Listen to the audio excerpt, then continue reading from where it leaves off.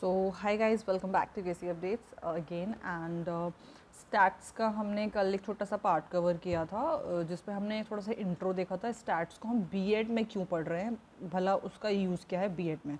तो आई will put the link in the description, वो छोटी सी वीडियो आप उसे देख लीजिएगा। Now today I will talk about that what is the there are two actually types of statistics जो आपको subject matter में पढ़ने होंगे। like there's a nature of stat and there's a subject matter, मतलब exactly stats में हम पढ़ते क्या हैं और उसको use कैसे करते हैं। तो उसके लिए आपको दो टाइप के statistics पढ़ने हैं, one is descriptive and second is inferential statistics। तो उसकी बात मैं जल्दी से डिटेल में आपसे कर लेती हूँ। देखिए से पहले आप एक टर्म समझिए, पॉपुलेशन। पॉपुलेशन टर्म की मीनिंग क्या होती है। फॉर एग्जांपल आपके पास कोई ग्रुप ऑफ डेटा है, एक रॉ डेटा है आपके पास।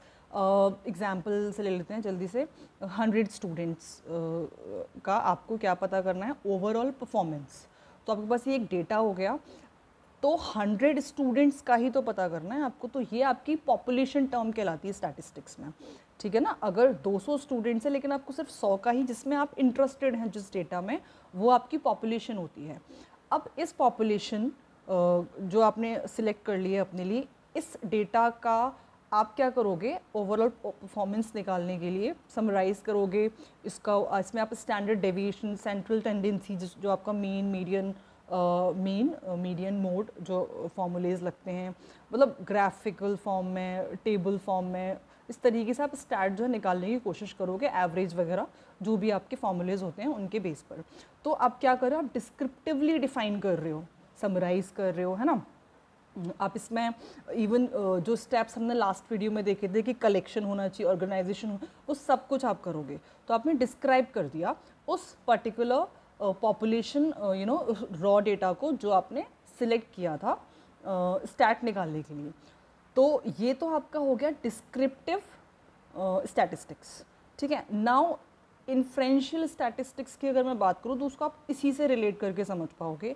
जो वर्ड पॉपुलेशन मैंने बताया, जिस तरीके से हमने डिस्क्रिप्टिव निकाला, अब मैं आपको बोलूँ कि पॉपुलेशन आपकी जो है वो 100 थी अभी तक तो, लेकिन अगर ज़्यादा हो, इट कैन बी लार्ज और इट कैन बी स्मॉल। तो सपोज़ आपको पूरे कंट्री के स्टूडेंट्स का पता करना है, then what you are going to do, ठीक है। तब तो इट्स नॉट पॉसिबल, बहुत ज़्यादा लेंदी प्रोसेस हो जाएगा। तो वहाँ क्या सोल्यूशन है, तो वहाँ पे रोल आता है इन्फ्रेंशियल का। तब आप ये नहीं करोगे कि 100 में डिवीजन करके और फिर इस तरीके से ग्राफिक्स और वो टेबल बना करके मेन, मीडियन मोड वगैरह, नहीं, वो सब नहीं करोगे आप। फिर करना तो यही है लेकिन सबके लिए नहीं करोगे। फिर आप क्या करोगे, एक पर्टिकुलर ग्रुप ऑफ डेटा ले लोगे, सिलेक्ट कर लोगे, एक रॉ डेटा ले लिया, सपोज 100 का ले लिया।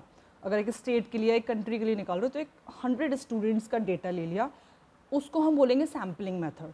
वहाँ आप उनकी सैम्पलिंग कर लोगे एंड वो इस तरीके से होना चाहिए कि उसी के बेस पे आप बाकी के रिजल्ट्स भी कंपेयर कर लो। हैंस इन्फ्रेंशियल जो वर्ड है उसका मीनिंग यही होता है कि likely, presume, to be expected. Google करोगे अब तो वी विल फाइंड, तो बहुत इजीली समझ में आ रहा है कि बहुत ऐसा नहीं कि कम्प्लीटली बिल्कुल एक्यूरेट मिल जाएगा, बट हाँ you will get the idea. And इसी के बेस पे स्टैट में चीज़ें होती होंगी, ऑब्वियस सी बात है। लाइक चाहे वो पॉपुलेशन निकालना हो गया या फिर जितनी भी टिपिकल और जितनी लार्ज स्केल पे चीज़ें होती हैं। सो ये दो टर्म मुझे आपको समझाने थे।